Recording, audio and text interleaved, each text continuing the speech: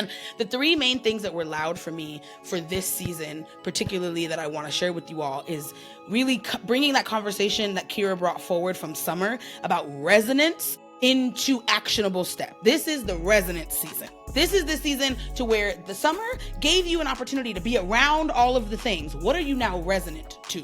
What is the resonance actually trying to tell you? Deep resonance, what it actually looks like to be in community, and unshakable faith in that it's actually working out for you. This level of chaos is working out for us. How? And sitting in, will spirit, universe, source? If all of these things must be working in my favor, what are you trying to point me towards my resonance? Where are you trying to point me to an area to which I am more resonant and my actions and my beliefs and my skills actually benefit this particular area? Welcome to the Osumare Learning podcast, where genius is celebrated, joy is the catalyst, and we learn most deeply by teaching what lights us up. I'm Portia Osumaré, executive learning producer, curriculum designer, and former high school math teacher, and lover of all things wisdom. And I'm Portia Michele Osumaré, client experience designer, business coach, joy strategist, and a lifelong learner of the sacred and the strategic. Together, we're excavating wisdom from our brightest and most brilliant friends and partners, gaining insight that transform how we learn and how we teach in today's world. So join us as we offer insights, community wisdom, and unique perspectives on experiential learning. So welcome to the show.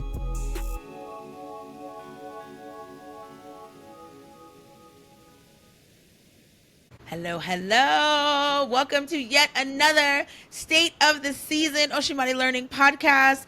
My name is Portia Michele Osumaré, and I am joined by our fellow air goddesses back again this season to talk about the season coming up. As you can see, I'm in my sweater because it's sweater weather. Sweater weather. Very, very excited that I get to finally steal all my partner's hoodies and, tuck in a little bit more for a time a little bit after the summer. We will be getting into what we would love for you to be thinking about this season as space holders, as experts in our own right that are holding entrepreneurs and leaders all day long through this thing called business, this thing called life, this thing called living through uncertain times. We're super, super excited to get to bring this to you again.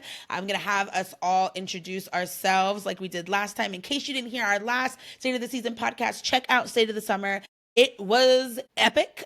After I left that, I was like, I cannot wait till fall. So check that out. But I'll introduce us just to make sure. I'll start myself off. My name is Portia Michele Osumaré. I am an experience designer. I do a little bit of business coaching on the side. I am head cousin at the Business Cousins Collective, a collective of called to serve leaders out to do real good in the world together, and really, really honored to be here and sharing some of my fun friends, support squad members, sisters in business with you as well. Ilona and Jennifer, will you all introduce yourselves? I'll kick us off. I'm Ilona Pamplona, author, a strategist, life coach. I help people and humans and business and creatives figure out and really align their purpose, their experiences with astrology and human design. I am honored to be part of this collective and in this conversation. Jennifer, take it away. Yes, so excited to be here too. I am Jennifer. I am a momentum coach and intuitive embodiment guide, and I am so passionate about helping people live a life in alignment with their own inner rhythm. So leading their business, leading their life, leading their leadership from the space of their body, from the wisdom of their body, taking their body into consideration in all things. So yeah, I'm so excited to be here too. This is going to be an epic conversation. Hello, my loves. Kira here. How exciting this is. Thank you for having me again. Blessings to the Osumare Learning podcast, Portia and Parshell. You are my jams. And I'm so excited to be here. So fall, right? Fall is metal season. I'll say through the lens and the medicine in which I live by and the medicine in which I love to align myself to nature. So we look at the elements through traditional Chinese medicine. It is metal. We are in our lungs. It is skin. It is breath. It is boundaries. That's where we are. And I'm happy to be here in this journey of anchoring and drawing into ourselves with you. I'm Kira, and I'm a healer, ceremonialist, Last time I was joining you from Costa Rica. I am in States right now, but soon come headed back home to Costa Rica. I love ceremony, and as a ceremonialist, I just love weaving TCM and ancestral medicine, sensual somatics, and ritual. That is practice, which is important for practitioners, right? I love it. As you can see, we've got, again, voices really covering a variety of different lenses. And we're really going to be looking at, as folks who are holding space for people, and I know y'all are listening, are also holding space for people, your own selves, your families, your businesses, your clients. We're going to really be looking at what there is to think about for this fall season. And we are really looking at the seasons ahead of October, November, and December of 25. That is what is counting as fall. Everybody likes to feel like fall ends somehow and then like spring begins in January, and that is not the truth. That is winter, and most things don't get built there. This is harvest season. This is fall. So we're going to take a sec and take a look at that. So Ilona, why don't you start us off with letting us know, astrologically and human design wise, what we can expect from the stars this season and what you're seeing in community this season? Well, I have to say that I had to really focus this season with astrology because really that's where so much of the attention and intention gets to happen. At the time of this recording, we are a few days before the eclipse. So I would say that we're starting off this season with the eclipse. It's the second part of the eclipse. For those who are listening and you know the term eclipse, you're not familiar with what that means. Eclipse is the full and new moon lunations that are related to the signs where the nodes are. And so it's a nodal experience. So right now we're in the Pisces, Virgo, North Node. Those are the themes that are front and center. Before this recording, we had the Pisces eclipse, and we're going to go into the Virgo eclipse. Now it's a solar eclipse because it's the new moon plus eclipse equals solar eclipse. And Virgo is so many things. Like when we think about the memeified version of Virgo, we've got the OCD, the very hyperfixated, the perfectionist. But I think what people ignore about the Virgo mythology is that she represents the nurse virgin goddess who came in and healed the earth, took care of the earth after Pandora opened the box. And so we've got this opportunity to lean into healing. Healing is front and center in the experience of this eclipse. And what's really, really interesting to me is that earlier this month, Saturn has been retrograde, and it retrograded into Pisces, which is the opposite sign of Virgo. So we've got this earthly physical healing that is juxtaposed with Saturn, the planet of responsibility, in Pisces, which is spiritual responsibility. And so there is this tug and pull between, are you healing yourself? Are you honoring yourself? What do you need to let go to take care of yourself, while not abandoning your spiritual responsibility, right? Like on this earthly plane, it feels very much either or, black and white, earth or spirit. There is this very much tug and play of like humanity and spirituality. And we really and because eclipse, I love to equate eclipses to Kali Ma. If you're not familiar with the Indian goddess Kali Ma, she will literally remove the obstacles for you because she knows where you want to go, but you're not doing the thing needed to do it. And that's how eclipses show up. Eclipses will be like, I know you want to make that 6 figures. I know you want to be healthier in your body. I know you want to be in that relationship, and I see where you're not doing the work. And so eclipses happen at least 2 times a year, right? And it's the universe's way of going, I'm going to do the cleanup. I'm going to do the work that you're not doing so we can get you there faster. And it often feels very heavy, but it's actually the work needed for us to move forward. And so I've been trying to pose astrology rather than determined fate into coachable experiences. And so really, if we're going to look at this eclipse in Virgo, I want you to think of, what am I willing for the universe to clear away so that I can actually be well, so that I actually can heal in the spaces that I need to heal? Where are you getting in the way of the universe releasing what's in your way of healing? That's the first big, that's how we're entering the fall season, okay? Now, the next thing that felt very prevalent to me, y'all, is that we have Mars causing chaos.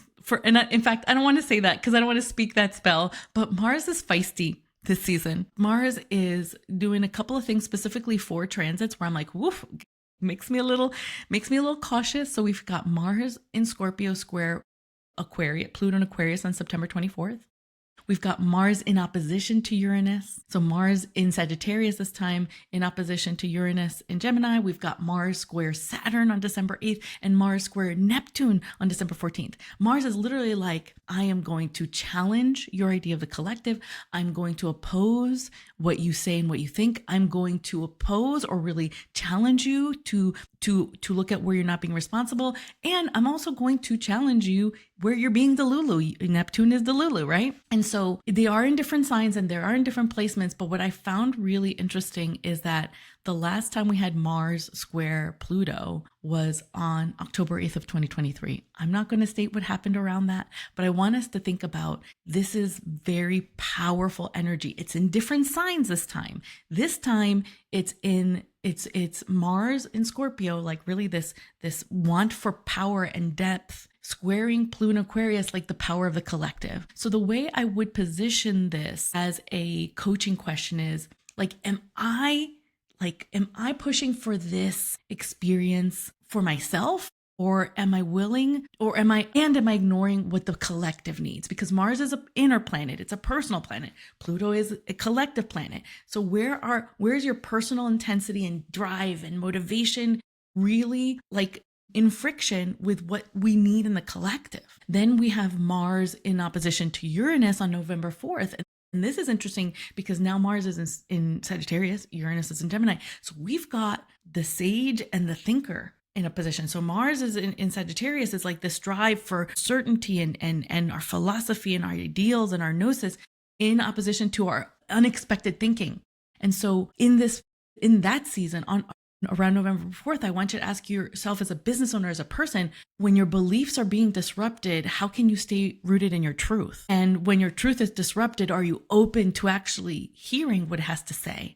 Because these squares and these oppositions, they cannot be worked through if we don't listen, right? It's feedback. Okay, my belief system is being, opposed. Can I hold space to understand why I feel opposed in this experience? And then we've got Mars square Saturn on December 8th. Mars in Sagittarius, Saturn in Pisces. So Mars is like, I want to know, I want to do, I want to be the teacher. And Saturn in Pisces is like, we need spiritual responsibility, in my opinion. And also Pisces, Saturn in Pisces is a request to slow it down. We need to slow things down, but Mars is fast. And so there we get to ask ourselves what boundaries and patience is needed. And am I trying to force progress?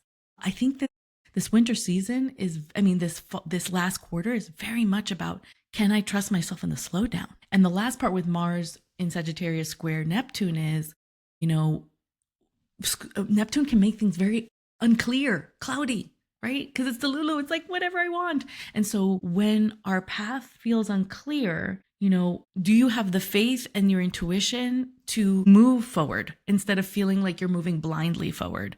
Can you use what you already know, the gnosis you have, and also pay attention to what makes you feel unclear and what you have in you already to move forward with? And those are the Mars transits. And then the final thing that feels very, very big for me for us to speak about is there's so many retrogrades we're moving in and out of in this season. If we go back to like 2020, 2021, a lot of the planets, most of them really retrograded in the summer.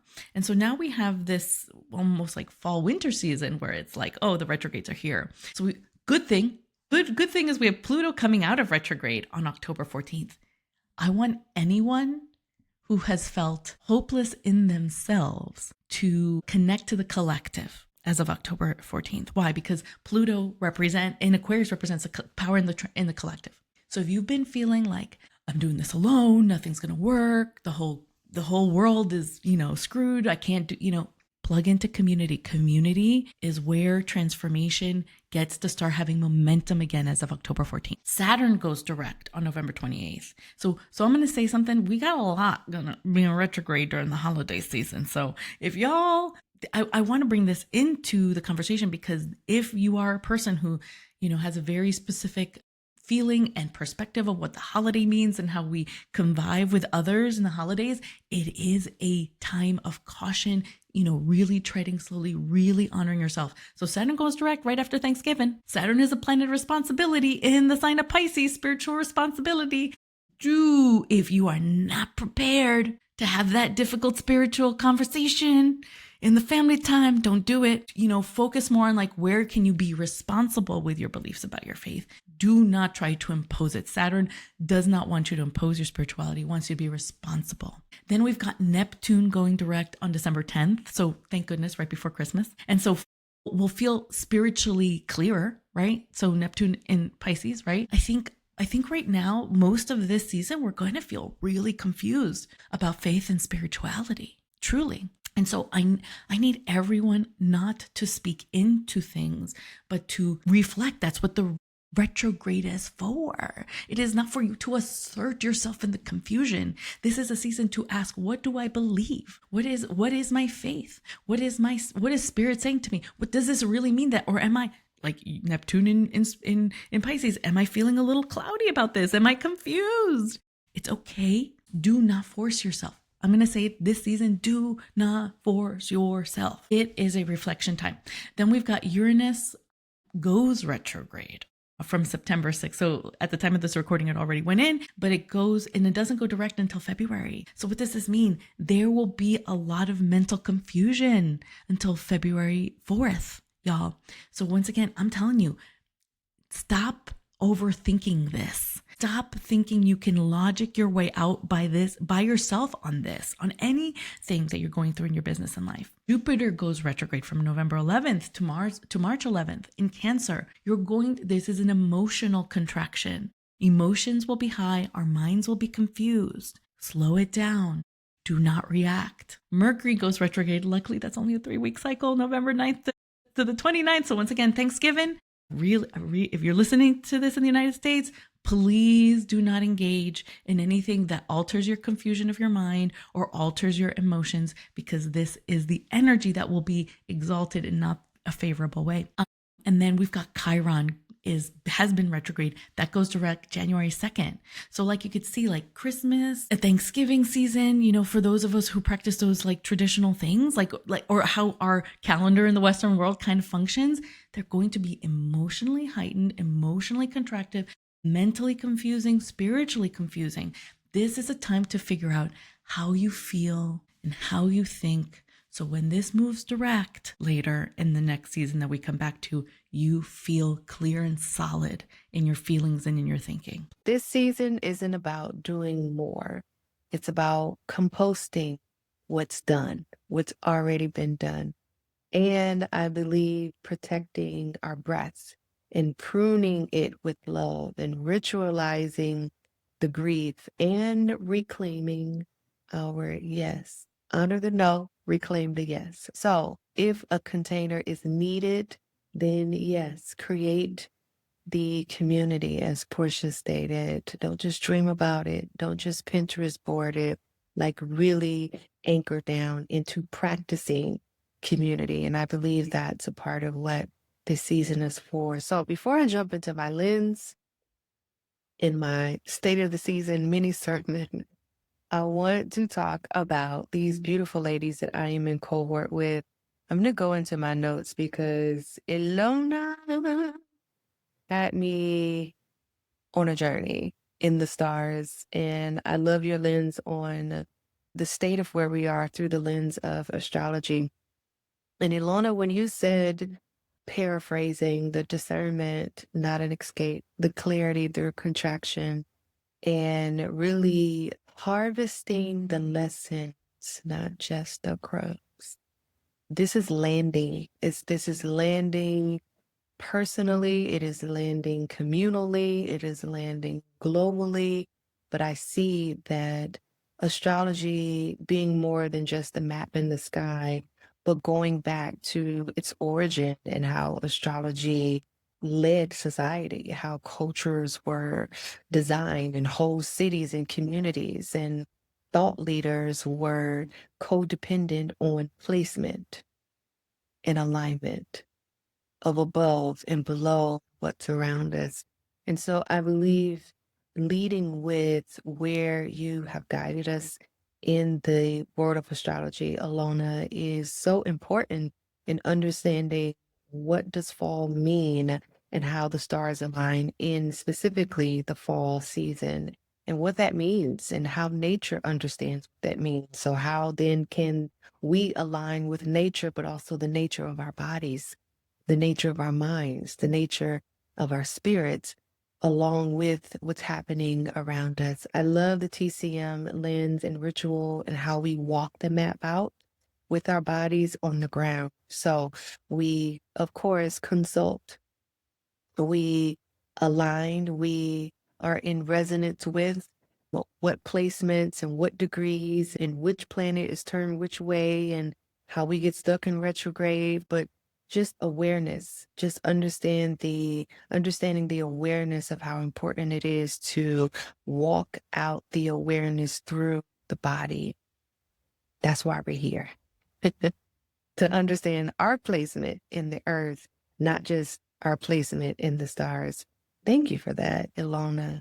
Fall is metal, of course, in TCM. And you have a way, Ilona, of evaluating like what stays and what goes, and like your invitation to direct us into reevaluating ourselves, right? Reassessing where we are, what is needed, what is not. This is bringing us back to resonance, right?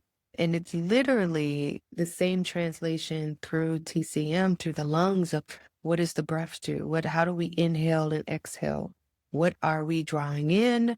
And when we are exhaling, are we breathing out everything? Or are we still holding on out of lack, out of fear, out of just in case, out of nervousness, like holding? And there's a difference between pausing and anchoring and pausing in stagnation and fear. Feels totally different in the body, right? And so just directing the nervous system a bit more with a bit more autonomy so that the lungs can receive, can exhale, not everything like Palo Santo, right? You clear what's not yours, but you keep what you need, right? So training the breath, training the lungs to do the same. But I love the reminder to evaluate what stays and be able to discern and differentiate between what needs to go and what needs to stay. All right. So I love the way that I'm able to translate the sky through ceremony and mirror, which is the element for this season, what's happening up here with earth practice. And that's one of my biggest takeaways, Ilona, from your medicine that you're offering us is understanding how to use the mirror.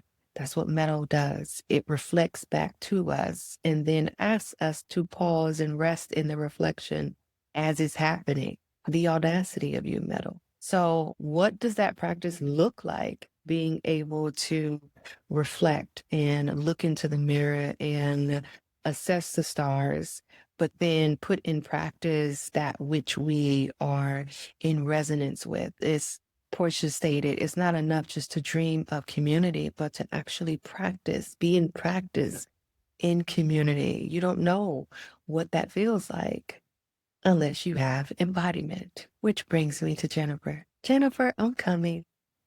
I love this. In my notes, Jennifer, one, because the way that you embody embodiment has me in a rhythm. And I just love the way that you speak and how excited you are about what you're saying as well, and that it feels like a dance. And before I get into the things that stuck with me that I picked up from your medicine, just even in that being a lesson in the way that we show up in space to communicate, practice, or practicing life and practicing the seasons through the lens in which we live by. That Jennifer, just watching you and listening to you just brought me so much joy and like movement. And there is this understanding in ancestral practice that you gain more traction, more momentum by stillness. And perhaps that is also a lesson from the fall season. But Jennifer, you have such a beautiful storytelling way of bringing us back to softness and sacred yeses. And I love just listening to you redirect us into a space of softness. So yes, the fall is, thank you for bringing out the metal. And it is the season of exhale. It is the nervous system's invitation to downshift. And so the way that I hear soft is an audacious step into sensuality. And of course, the brain automatically goes to intimacy through partnership or sex, and that being associated with sensuality. But sensuality at its core is just living by the senses. And what I would coin as making love to life is that I experience life through the way that my humanity is set up. What do I smell? What do I taste? What can I see? What's touching me? What can I touch? What am I hearing? And so if I'm able to slow down, soften into my senses, then life feels more sensually giving and discerning. And I believe the fall season, coming off of Jennifer's invitation, is that mirror into you can soften, you can pause, you actually can be still. You are actually built for solitude sometimes, right? And one of my favorite quotes made me think about, as Jennifer was speaking, I would hear this often, and I believe I read it somewhere, but even trees understand the nature of the seasons. In the fall, it roots deeper because it knows that it's going to lose limbs and that its leaves will fall away. However, it roots deeper. There is something, speaking of the yummy chaos in the beginning, right? But there's something about acknowledging and being fully aware and in your autonomy that there is chaos happening above ground and around me. And not that I'm naive to it. However, also understanding that I don't have to burn myself or my own house down in my rage for what's happening around me. So the wisdom, as the trees do, is to root deeper, to strengthen the roots and to anchor so that as the things are falling away, as the limbs are breaking and dropping off, as the leaves are going with the wind and dropping to the ground, the tree is still rooted and grounded and still allowing its limbs to be renewed, to fall away, to grieve, to exhale, to release. Tree medicine. I love, Jennifer, when you spoke about movement, stillness, grief, and the titration of it. And I heard a ritual protocol, right? Orient, soften the jaw and the pelvic floor because they mirror each other. Here, that is your pelvic bowl, right? So practicing softening somatically with Jennifer's medicine of embodiment. Ooh and ooh and ooh and when I tell you, this is why I love so much looking at some of these things, particularly astrologically, because I think that I see so much of that reflected in the collective, right? As a person that's having so many conversations with so many people about how they're having conversations with their people and so many people and so many people, I'm absolutely seeing that in the collective. And I love something that you said so much, Ilona, here around this idea of, mental confusion and spiritual reconsidering. I really do feel like, is spirituality not, at least in some part, what it is to have us take care of ourselves, take care of the planet, and what it is that we actually feel resonant in? And what a wonderful opportunity in this holidays to look at the people around you and be like, oh, yeah or no. Or I used to believe this thing and it made sense. This holiday tradition used to make sense. It doesn't make sense anymore. These unchecked things that we just navigate through on a regular basis and don't even think about, does it still make me feel spiritually full? Does it still make me feel deeper in my community? Do I still feel resonant about the contribution that I'm here to do? Does it still matter? Does it still make sense in the world that we're living in now? And rather than needing to find an answer, it sounds to me like I'm hearing that this is the season to get an inquiry and to be brave enough to look. And not to put, this is the only way to me that it feels like you don't win this season is if you put your head in the sand and try to hide. Like what there is to do is to be brave enough, use all this beautiful Martian energy to be brave enough to walk firmly in the inquiry, walk firmly in questioning your actions, questioning your decisions. I also love so much what you said, Ilona, about this idea that Pandora opened the box. And then, the Virgo goddess came to be able to nurture and nurse the world back to health based on what is there. And anybody who's listening to this, this year in 2025, if you don't think Pandora has opened a box in our world, I don't know where you are. And that there's so many new things to consider or things being brought to the light by this eclipse season that are now time to reckon with. And we can be brave. We can be brave and look at those things. We can be brave and have conversations about those things. And it sounds to me like it's super duper important also that you are having the conversations with people that you do feel safe with and you're not arguing with your fucking uncle at the dinner table. Because it's only going to show the divide and the deeper what it called a chasm in between you and this person. And then you have to still ask yourself, but is this person still not worthy of my love and my respect? Whether or not, I'm over here trying to chop them up on a dinner table like a piece of turkey. You know what I mean? Like, rather than slice up your relatives, can you just be aware of where your resonance is? How much love they deserve as a human the same way that you do, but also where your people are that you can debrief and be like, I almost had to chop my fucking uncle up together on a dinner table. Like, am I crazy? Because I really do feel like spirit lives in human, and in community is an opportunity for you to feel that spiritual resonance, that spiritual sounding, that spiritual grounding. Jennifer, what were you kind of percolating on after kind of what Ilona said? So much, so good. I really love that piece that you were talking about reflection. Like, this is a time to go inward, reflect on our beliefs, the ways we're doing things in the world, the way that we're relating to people in the world, the way we're judging or not judging in the world. Like, that reflection piece is so fall. Like, fall is a season of the element metal, which is all about reflection, like self-reflection, and also like just that mirror, right? Like seeing what's going on in the world. How is that going on internally within ourselves? Because the microcosm is the macrocosm, the macrocosm is the microcosm, right? And I also just really love what you said, Ilona, about the power of the collective. This is, yes, absolutely a season to go inward and like reflect within ourselves. And how is that like something I talk about all the time is like, it starts with you, it starts with us internally, right? And then it ripples out.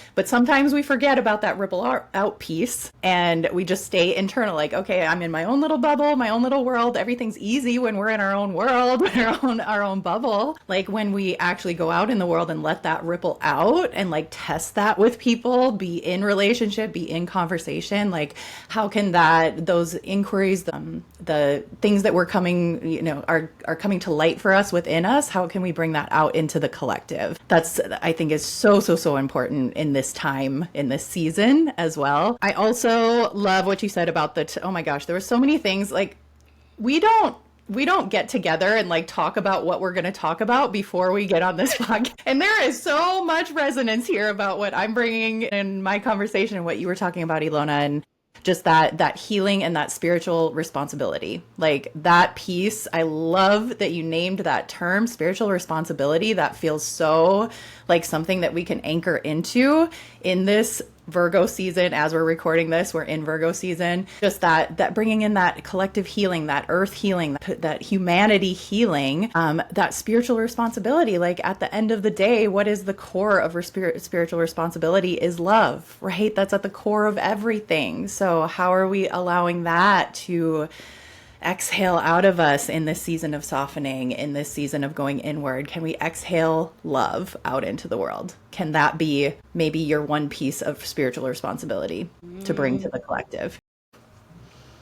I love it. And Jennifer, since we're here and I know that the resonance is there, kick us off with what you're seeing from an embodiment perspective and what you're seeing for our entrepreneurs in regards to what it looks like to be recreating, managing in relationship with your rhythm with some more, interesting chaos. And I love how Kira named it for summer, yummy chaos. Because I really, really do think if we can look at it like everything really is working out, right?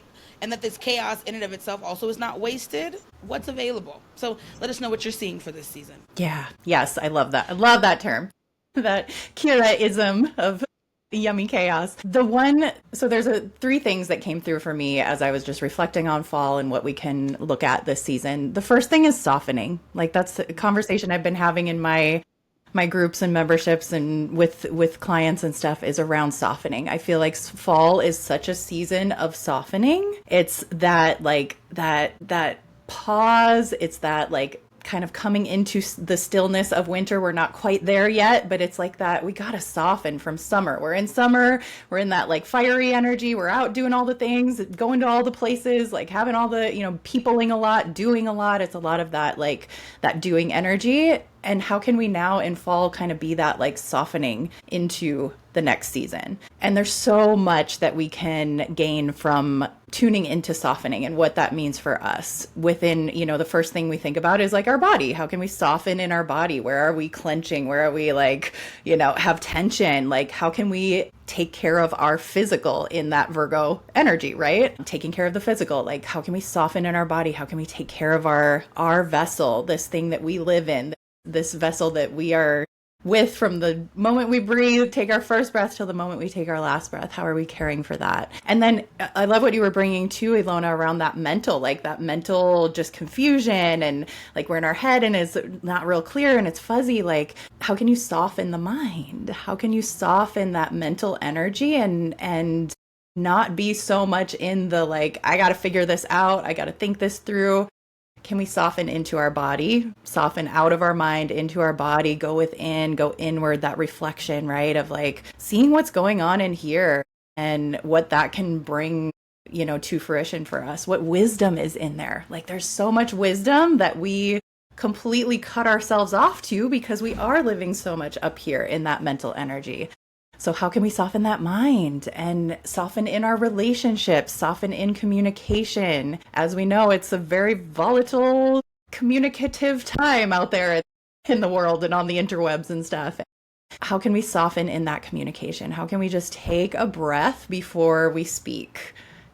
Take a breath, take in what somebody is saying truly instead of listening to respond, listening to like battle with them. Can we actually take what they're saying and bring it into our heart, like bring it into our body, bring it into our heart? It may not resonate with us and we may not agree with it. That's okay. But can we then again, like breathe out love? Can we exhale out love in our response to people? That feels like a softening for me too. And then the softening in the spiritual too, right? Like that trust that you spoke of, Ilona, like trusting in this divine plan. Can we trust in that all is well? Can we trust that all is well, even when it looks like some yummy chaos out there, Can we soften into like loosening the grip? That's something I'm constantly doing with myself. I find myself like, I am a Virgo sun, so I have those like, those stereotypical, I gotta control everything.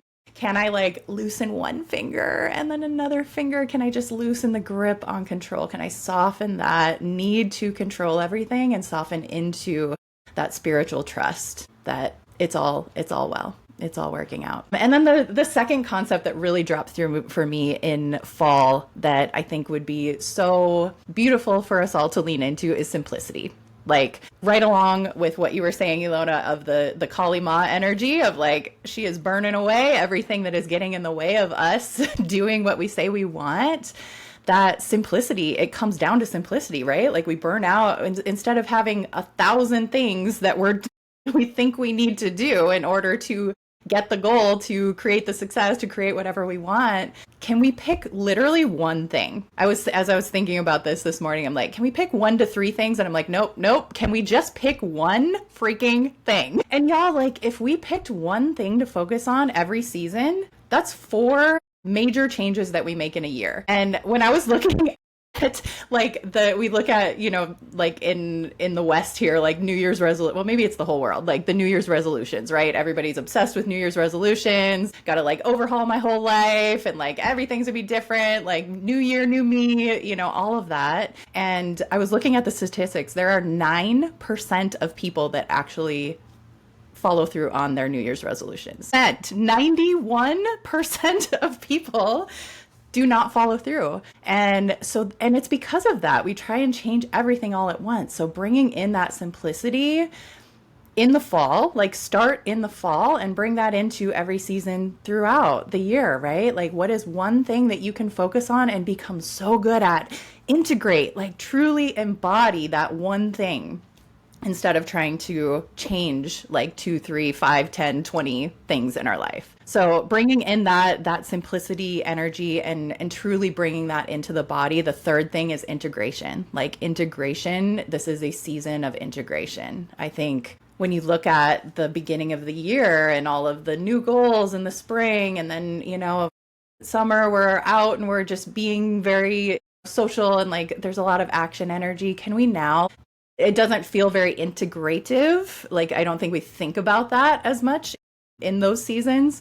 We're just in the excitement of I have these new goals and this is what I'm doing and I'm out there. But now can we actually like integrate that into our body? Can we bring that in? And actually, I haven't ever looked up like the etymology. I know, Ilona, you're like the etymology queen here, but like integration, to me, like integrity is in that word, right? Integrity, integration. I don't know if they're connected, but in my mind, in my body, they're connected. It's like that integration piece is staying in integrity with what we say we want, right? So like, how can we be in integration here with that really simplistic things that are going to actually create big change in our lives? There's the, like all of the knowledge and all of the mental stuff. Like I heard a quote on a podcast earlier this week that I wrote down. He said, knowledge soothes the mind, embodiment rewires the body. And I was like, ooh, okay, that one hit me because I am such a knowledge seeker. I'm constantly listening to podcasts, reading books, like taking in. I have so much knowledge up here, but am I truly embodying it? So that's the reflective inquiry, is like all of the knowledge that you're taking in. We love to learn. We love, as business owners, entrepreneurs, we're in that growth, learning type of energy. We have a shit ton of knowledge up here. Like, can we now integrate that? What are we actually embodying? What is it? What is ours? What actually like makes it through the mental colander? Like, think of like a colander that you like strain vegetables or whatever. Like think of that at your neck, right? Like you have a colander right here. You have all of this knowledge. Like what actually needs to make its way through down into your body? You don't need to take in more stuff. Let's work with what we already got up here.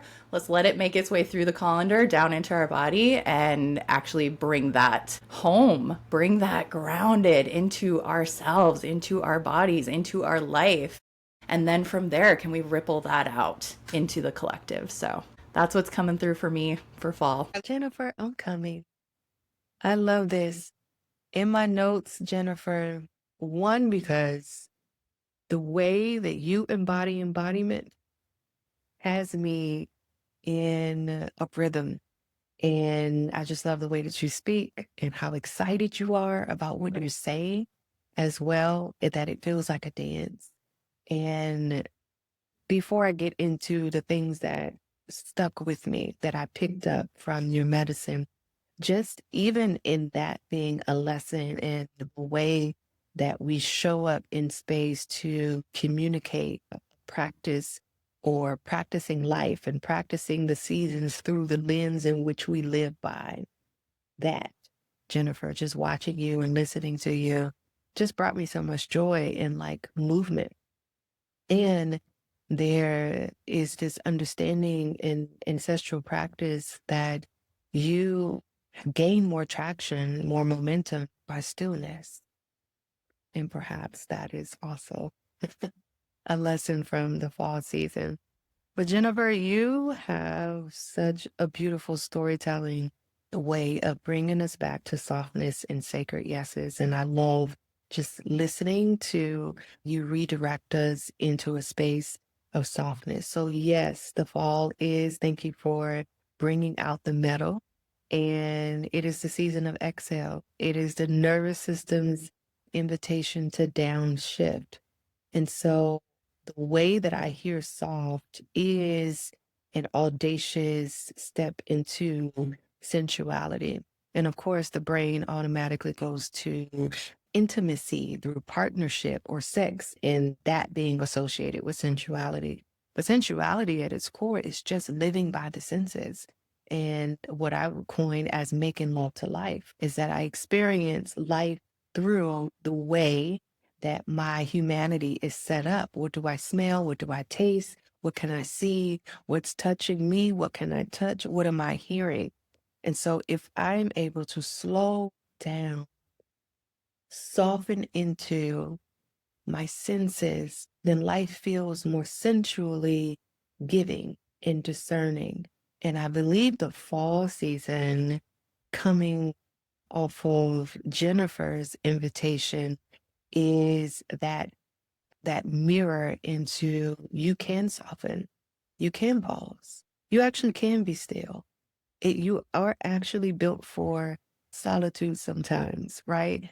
And one of my favorite quotes made me think about, as Jennifer was speaking, I would hear this often, and I believe I read it somewhere, but even trees understand the nature of the seasons. In the fall, it roots deeper because it knows that it's going to lose limbs and that its leaves will fall away.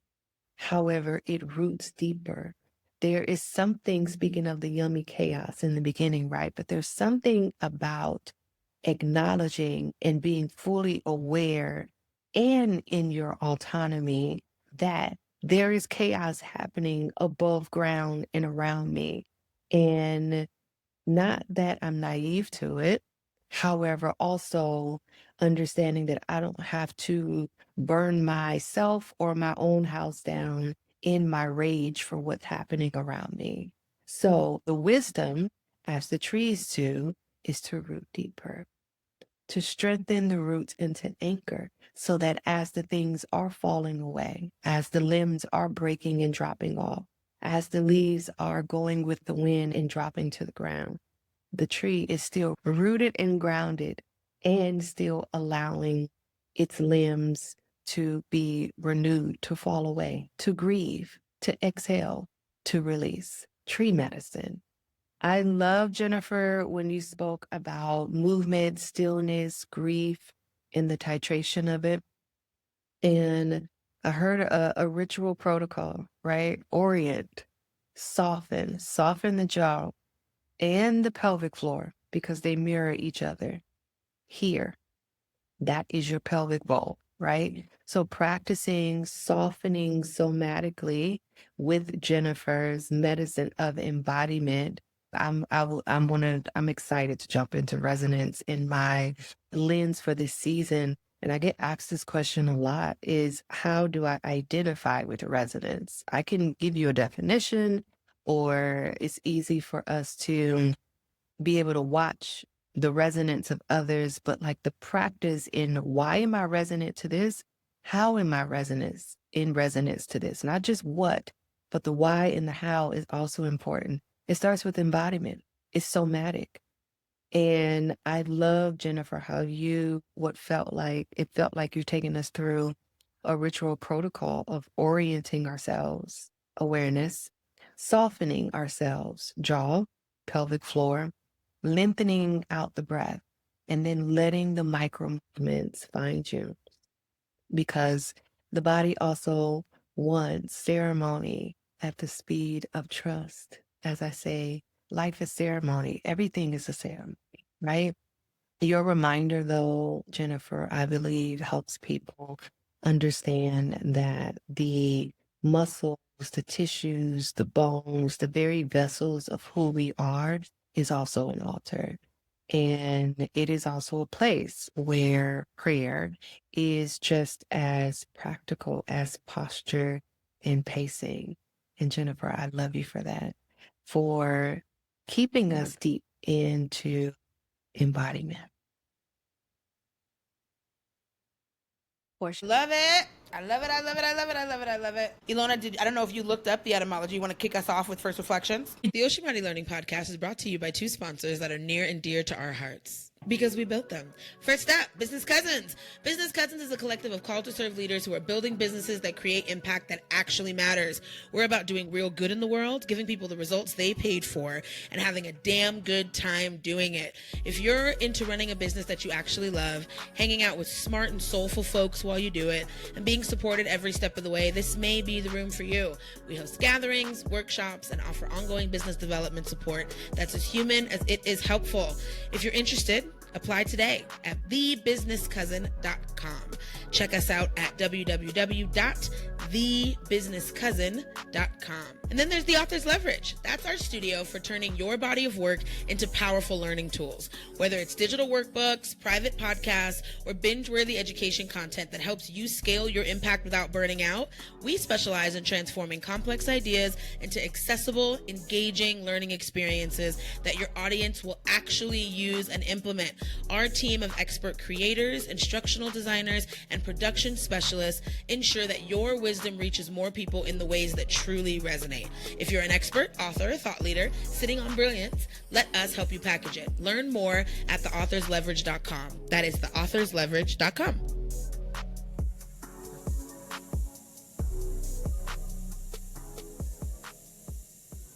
It does relate to integrate and integrity because it's all like it's all from the same root, and it's to make whole. It comes from, you know, these parts of old languages that means to make whole, which makes so much sense with this idea of like between what you're saying and the astrology. It's like we're going to have a lot of unclarity, a lot of like information, but what are we bringing in to make whole within ourselves? What are we actually, what part of that is also making us whole because we hold that information? That's just how it comes through for me. Yeah. Any other reflections that you want to feel free to yes. reflect from there? Oh my gosh. I mean, I think the soften part is so integral, especially with so many retrogrades and so many harsh, like Mars is literally like boom, boom, boom, different planet. It's not even the same planet. It's like Mars is anything but soft. And the thing is, like, we must soften to be able to move with what it's creating. Like, you know, I think we're in a world right now where everyone is reacting instead of responding. Like, what is actually my lane? What is actually mine to participate in? It's a very reactive season. And if we don't soften, we're just going to be fighting and in opposition and in friction with everything. And from that, from what you were saying, when you were talking about the softening and all the layers of softening, what really came up for me is like, if we don't soften, we will not be surrendered to everything that we're here to learn in the season. And I love surrender from an etymology perspective because it's Latin, rendere su, which means to give up.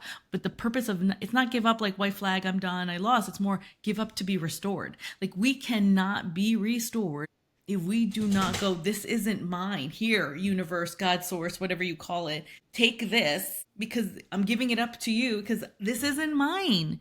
And I need to recuperate. I need to come back to my body. I need to come back to this reality. I mean, obviously my mind was blown with like the 4 completions, like instead of like the trying to do everything with the New Year's resolutions. But ultimately the integration is so big with the softening because ultimately when we soften, we have the space to listen, like you said. Everyone's trying to assert their gnosis instead of listening to be able to integrate what actually belongs in them.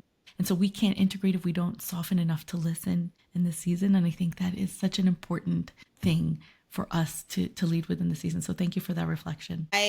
There's so much there since we're here around the soften conversation. One of the things that Kira has been attempting to get into my head for a solid couple of years now is this idea is without any softening, there is no receiving. There is no receiving. And we are in harvest season. Right? If we look back to the farmer analogy, everything over the summer has grown. And now it's our opportunity to take inventory. What worked, what didn't work. Let's put it all in the jars. But if there's no softening, we can't receive the harvest, right? And if we can't actually sit in and be with and be in reflection with what is ours and what is not, then you're likely going to be filling your plate with a bunch of shit that you don't actually want because it sounds good. Or because it made sense in the moment. right? Now we have a moment to go, okay, what makes sense overall? What makes sense overall? And I think that something that you said, Jennifer, that also has just been so loud for me is this idea that we're halfway through the point, like you said, right? It's spring, it's summer. We're at the halfway point. If we're really thinking about what a season, you know what I mean, what a seasonal looks like, we go spring to spring, we're at the halfway point. This is the time to integrate. This is the time to say, okay, great, what happened? And from a business perspective, even more so, I want you to look at, well, what was spring like? What was summer like? What must I integrate? What lessons did I learn? What experiences do I want to integrate? How is it shifting and changing me at the core of my being? Because that is also, to me, what's available with all of these retrogrades is that Saturn is here saying the core of your being may need to shift. What is spirituality if not all of it? What is spirituality if not the core and the root of our connection to the all that is? If you desire to be aligned, anointed, as the girlies would say, ordered, however you want to think about it, you must have a deep resonance with that with which created you. And all of these experiences and things that have come out are going to tell you a little bit more about that relationship in this season. They're going to give you a little bit more insight. Can you sit with the insight? Are you making time to allow it to shift you to become more of yourself? Can you integrate it into your beingness so that it ripples so far out of you and you are so overflowed that it leaks so much love into your communities because you are so full of the knowledge and the knowingness of having battled through spring and summer and learned what it has made you. Who has it made you? And how does that then want to affect how you show up in community in a different way? I think that was super loud also kind of from what it was that you said. Last thing, Jennifer, in reflection around what you said is that I was sitting here thinking of that uncle, that we all have that uncle. It's Thanksgiving. Of course it's an uncle. It's just gonna come and be like, it's like the vitriol. But I think about Pisces and what I know about a Pisces. And again, I'm a Pisces moon, so I'm real centered in my Pisces. What I know about that is that those of us who are yelling with the most vitriol are in the most pain. Those of us who are yelling with the most vitriol are missing the most love and connection. And so rather than come from a place with your guns out. Now, hear me when I say protect yourself, because no one should be putting themselves in harm's way at the extent of somebody else's recklessness. However, instead of showing up like this, can you show up softened? Can you receive the information that's being shared? Can you listen for the resonance? But also, can you listen from the humanity of like, oh, wow, it must be really hard to live with so much pain. I can hear the fear behind what it is that you're saying. Is there something that could be that could be done to help you feel more safe right now? It sounds like you're terrified. And it sounds like, and I understand that. I know what it is to be terrified. I always come back to, in moments of chaos, and particularly in collective chaos, I come back to that Maya Angelou quote that she quotes from Terrence all the time, homo sum humani nihil, a mia lei non puto, which is, I am human, therefore nothing human can be alien to me. I understand what it is to be afraid. I understand what it is to be ashamed. I understand what it is to say something that you don't mean. I understand what it is to be fully self-expressed and wrong as hell. I understand what that means. I've been there. I've lived that. Can you go into your conversations, your holidays, your client experiences, your communal network experiences with curiosity and compassion, right? And curiosity about what the human is experiencing that must inform the shit that's coming out of it. And can you be there for the human, even if you don't agree with the shit that's coming out of their mouth, right? Obviously protect yourself. And, right? Those of us who have been called to lead, and those of us who understand that leadership is service, understand that without all of us, there's none of us, including your fucked up uncle. No shade. No shade to your uncle. All the love to your uncle, to be honest. Because your uncle is also just reflecting the collective back to us. And if truly what it is for us to do is to choose it so that we know what it is to alchemize it, we have to see it. And we can't be afraid to look. We can't be afraid to look. I will say the thing that is, as this is pulling me into kind of what I wanted to come and see that I'm seeing for leaders, and particularly for my call to serve leaders, this is a leadership season. You are going to be met with your maker, including yourself, in this season. And this is a season, I want you just to be brave and look, don't put your head in the sand. Don't put your head in the sand. If you can be brave to hear your own thoughts, if you can be brave to listen to your own words, if you can be brave to get out in community and hear yourself reflected and go, am I still that bitch? I want to keep being that. Oh, damn. Okay. Oh, these are what my actions are showing me that I'm committed to. I don't know if I like that. This is the time to do that, to take all that information and go, okay, I'm going to start the journey of understanding who it's been making me and who I want to become. We'll carry that into winter, because winter will give a bit more of a direct energy of what we then do with that. But our job this season is to look. And the three main things that were loud for me for this season, particularly, that I want to share with you all, is really bringing that conversation that Kira brought forward from summer about resonance into actionable step. This is the resonance season. This is the season to where the summer gave you an opportunity to be around all of the things. What are you now resonant to? What is the resonance actually trying to tell you? Deep resonance, what it actually looks like to be in community, and unshakable faith in that it's actually working out for you. This level of chaos is working out for us. How? And sitting in, well, spirit, universe, source, if all of these things must be working in my favor, what are you trying to point me towards my resonance? Where are you trying to point me to an area to which I am more resonant and my actions and my beliefs and my skills actually benefit this particular area? Those are things that I really want you to be thinking about. I want to talk first again about resonance in the sense that, particularly business-wise, this is a season for you to see who are the clients that I'm resonant with and who am I not. Who are the networks that I'm resonant with and who am I not. They done showed their ass all summer. You done shown yours all summer. You have lots of data of how they be, how they move, what worked, what didn't work. What decisions do you want to actually make about it? Now is the time to use some of this beautiful retrograde energy to be an inquiry. Be an inquiry about your resonance. And I want you to get curious about why. Why am I resonant to this group? Is it just that they've always worked and there's something transactional? Why? What about them makes me feel like I belong to them? And is there something that needs to be questioned? From a root perspective, from the ground, do I need to reevaluate it? That feels really loud. And then I also want you to invite you into the deep resonance of falling deeper in love with yourselves and your contribution. Where in your spirit this season are you still resonant to the way you want to be contributing with your business? And does something need to shift there? Again, it's not necessarily even about doing anything about the shift, but I need you to be aware of it and go, I'm no longer resonant with the application of my contribution in that way anymore. I'm no longer resonant with that team. I don't know what it is about it, but I can name that there's an incongruency in the resonance, so that when the winter comes and you want to do some more shedding, now's the opportunity. I will say also, this is the end of the 9-year. Whatever karmic shit you need to put in the trash, this the year. That's why it's on your face like this. Whatever, you know what I mean, people need to go, that's why they're acting out. Whatever actions need to go, that's why it's acting up. Whatever food your body is intolerant to, that's why it's fucking you around. It's because it's going, hey, are you still resonant? Because if not, this is the trash year. You should put it in the trash. At the end of this 9-year, at this year of shedding, at the year of the snake, before we go into a 1 year, next year in January, where we start a new conversation, what can't come? Reevaluate your resonance. The next thing I will say there is community. So many of the conversations we've been having today is like, get into collective, get into community. And I realized after being on tour in like 5 different cities and being with a bunch of y'all and having lots of conversations about people in person, I need for you to experience community and not conceptualize community. I need for you to go I need you to go live your life and not be thinking about your life. I need you to stop pontificating about how community works and go be in community. And then I really also want you to sit with what is between you and community, because most of us have a little bit of coming out of the pandemic PTSD and don't really know how to people no more. But here's the thing. It's like riding a bike, babe. Just got to get back on. Just got to get back on and get with what is with you and people.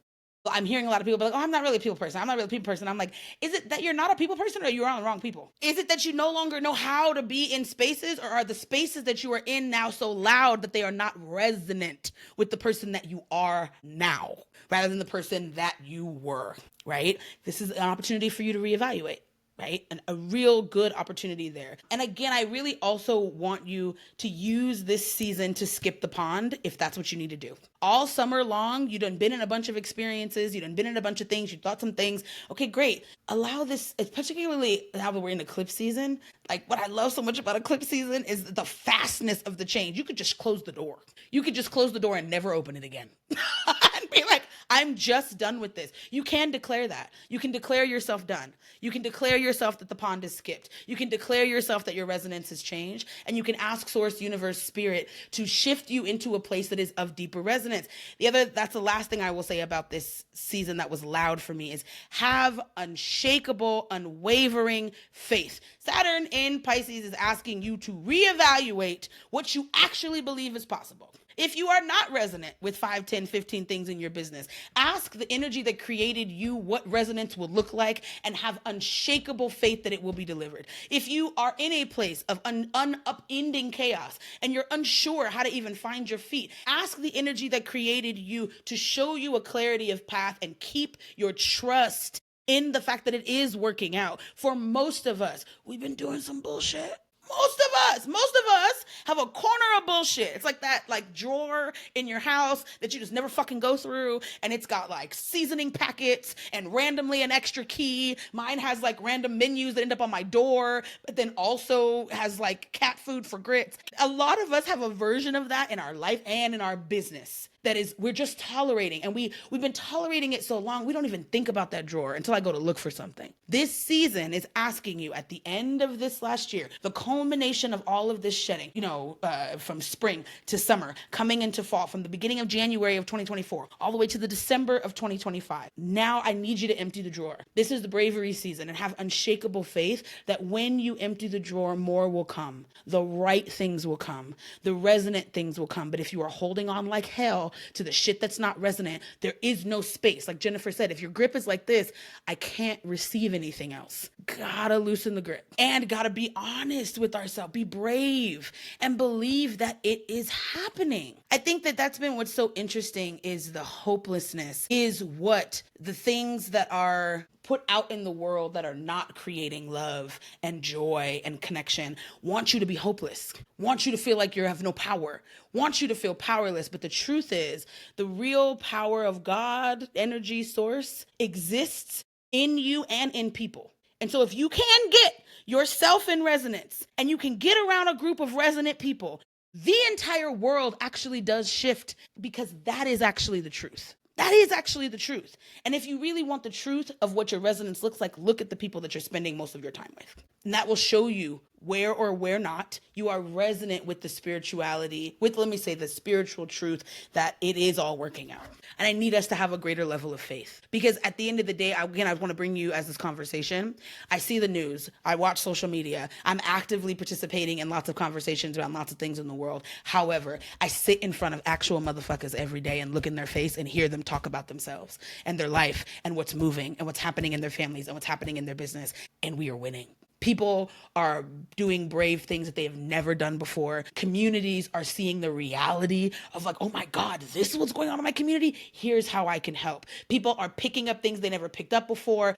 Innovation is happening in ways that it's never happened before. And it will continue if we keep having faith that it will. If you give up, consider the game lost. I need for you to reevaluate your faith. And I want you to look at it from the level again of your contribution. Do you actually believe that the thing that you're wanting to do with your life is possible? Can you believe it more this season? Can you allow your community to reflect it to you?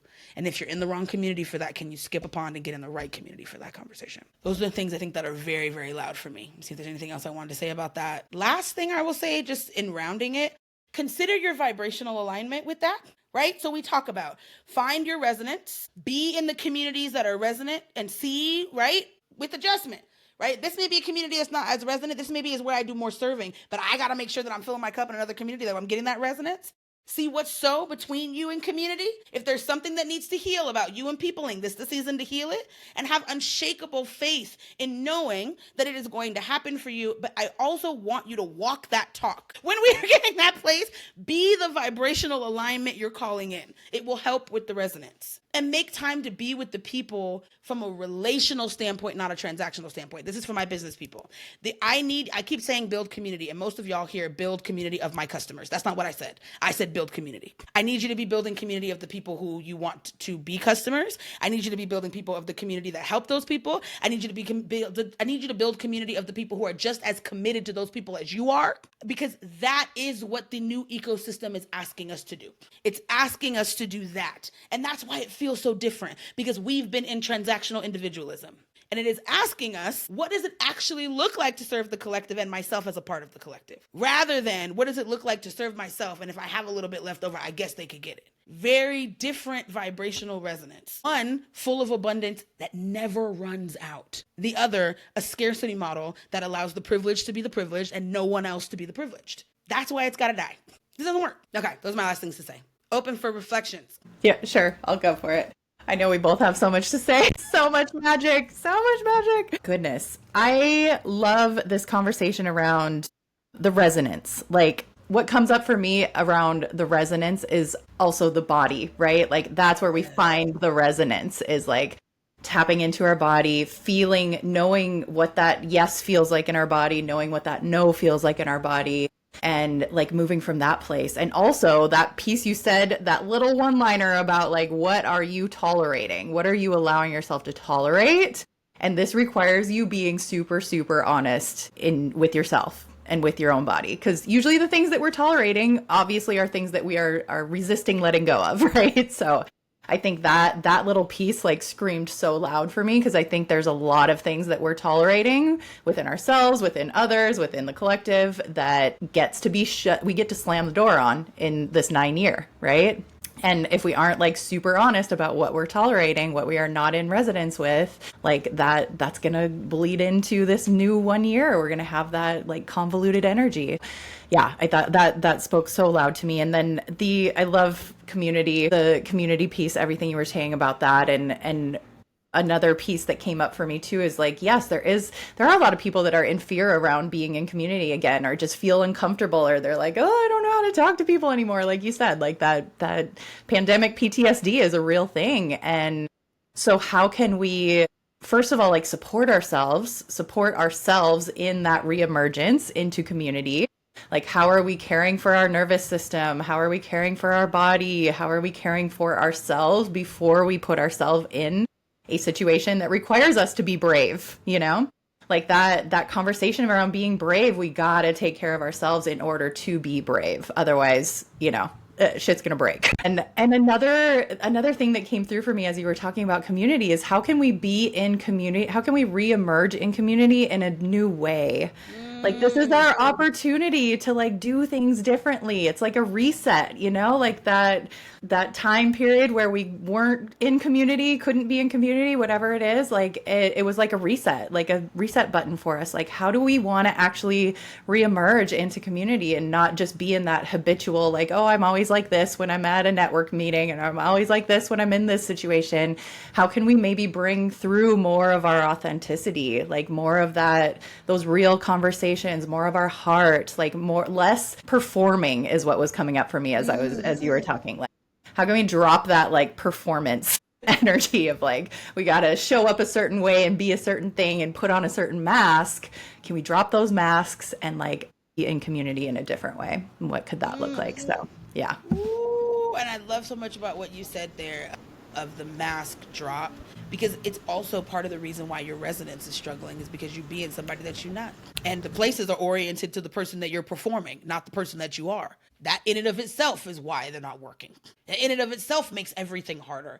But I also love so much of what you said, Jennifer, there about the nervous system pieces. The people who are actively the most courageous in my life have the deepest relationship with what their nervous system needs for bravery. That's just what's so. And so if bravery and courage is the thing, right, that is going to support you looking inside, you being in community, you finding your resonance, you having faith in the unseen, then what is your relationship with your body to make it ready for bravery and make it ready for courage? I love that piece. Love that piece. Ilona, I'd love to hear your reflections as well.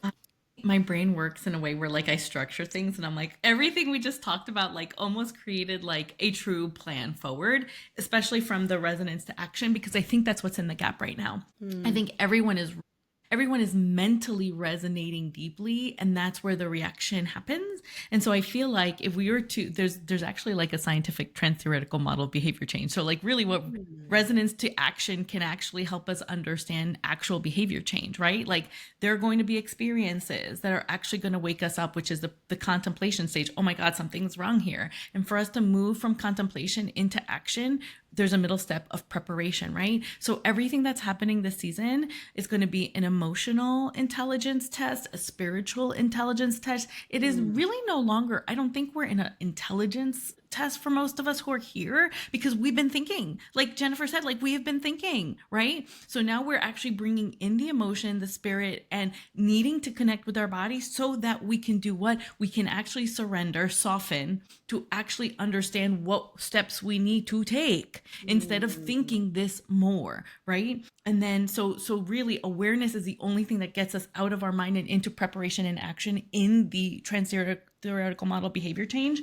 And I think that what we will find is that when we'll begin to take the steps that are necessary, but also we bring in astrology until 2044, the power, Pluto in Aquarius, is in the collective, right? So I think we're actually being emotionally and spiritually stretched so that we can take the actions necessary to return the power back to the collective, because we already ended the 20-year cycle of Pluto in Capricorn, which is the power of the tradition, the power of the patriarchy, the power of the established. That cycle is complete. We're actually in the early integration, bringing back to the word, we get to make whole the power of the community.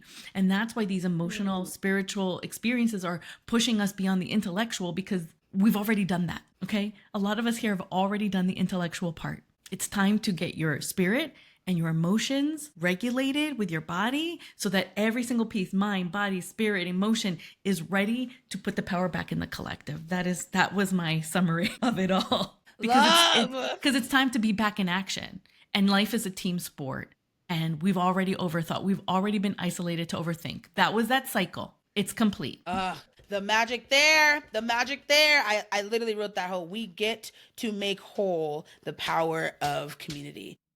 That is literally what there is to do. And I love so much of what you said of allow this to be a model. With all of these Martian movements, this is going to be a springboard for most of us. Most of us are going to be spurred into action, but can that action be aligned? And can the action go like this? Can the care go like this, go out, and so then you are able to receive? But can the action go, what is aligned with me before I? Is it in resonance with the highest version of me? Does it deeply reflect the love that I am committed to being? And not that I am committed to thinking, doing, experiencing, but that I am committing to being, like Jennifer said, right? Who do I commit to be, and are my actions consistent with that love, that level of faith? Am I moving like every single thing is working out? Or am I moving like I'm going to die with the systems around? I also want to make sure to be very, very clear. The systems will die. You won't. This is the point. This is the point.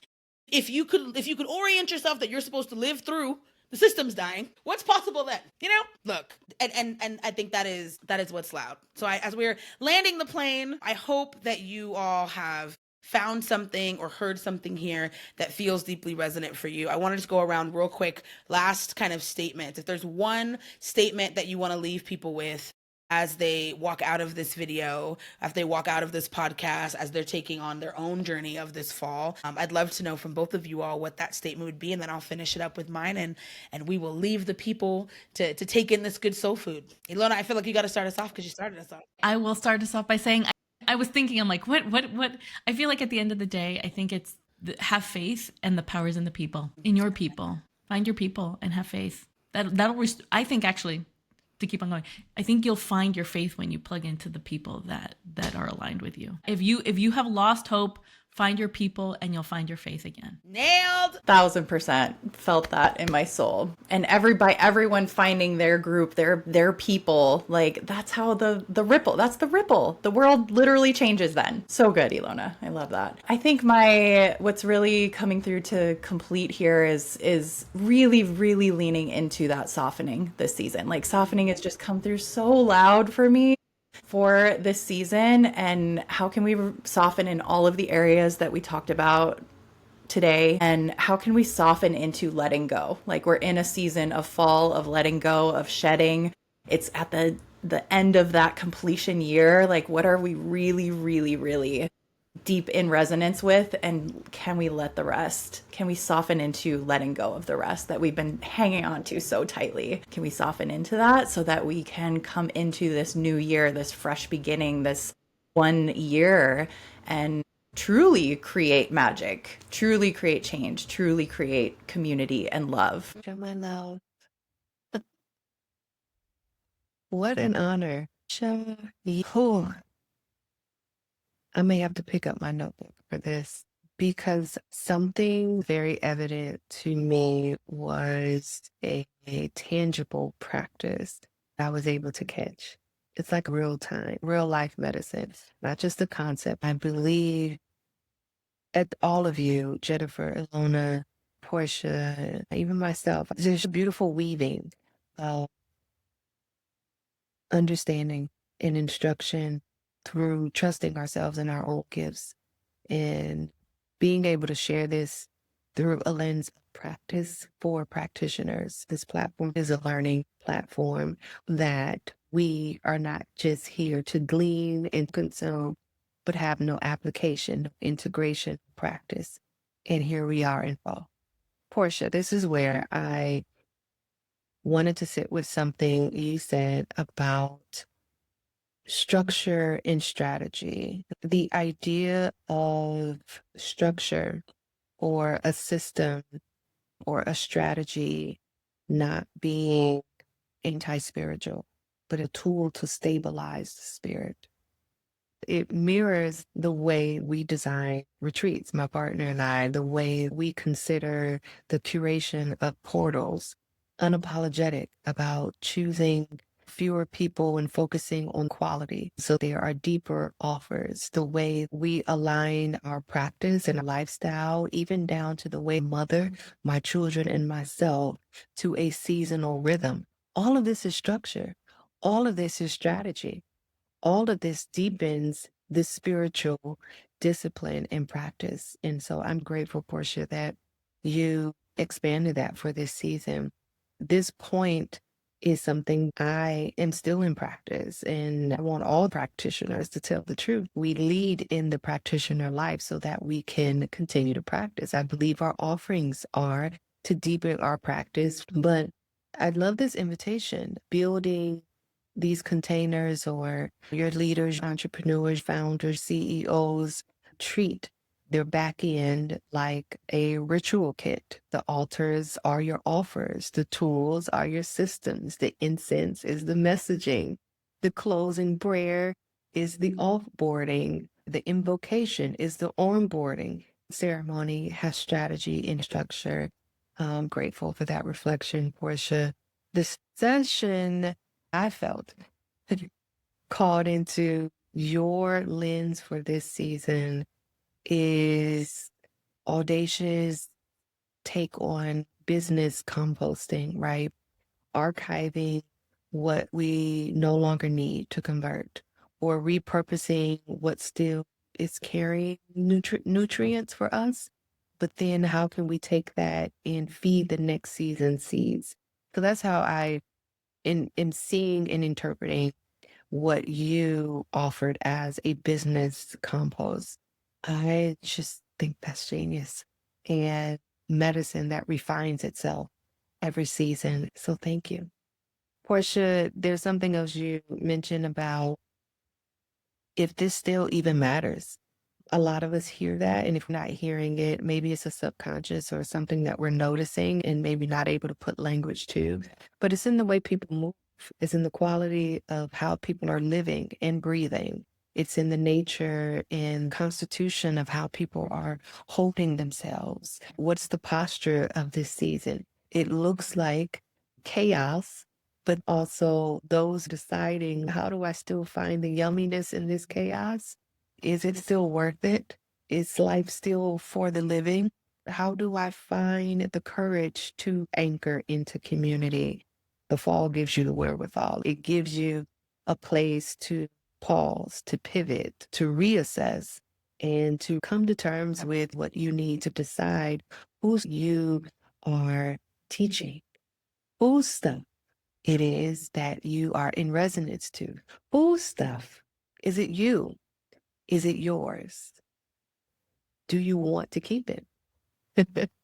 The fact that you highlighted that, I think, is a global experience, particularly, I would say, at least in the culture of the US right now. Does the work that I do still matter? Is this life worth living? Does my grief mean anything? Is there something on the other side of this? These are real questions.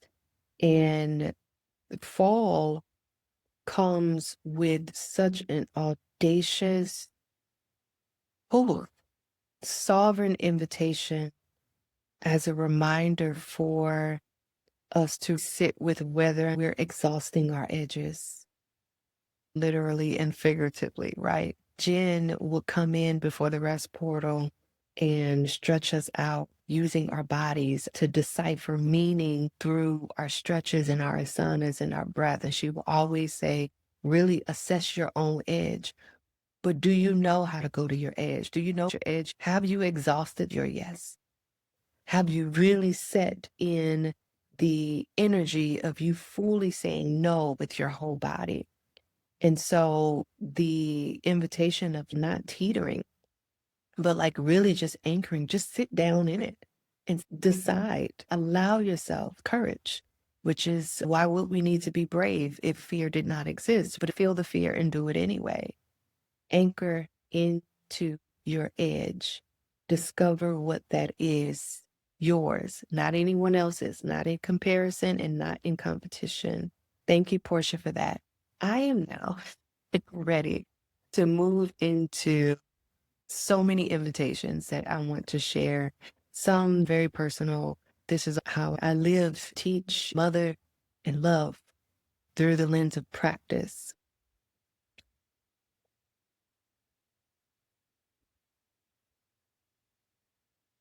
What is the state of the season from the lens of TCM, ancestral invitation, ritual and ceremony? My loves, fall is, I believe, release and reclamation. And in all the ways that shows up on every plane of our existence, mental, physical, spiritual, the emotional plane. Understanding from a TCM lens, this is not just lungs, but also large intestine. There's always something mirrored back to us. Fall brings us to the place, the element of the season at being metal.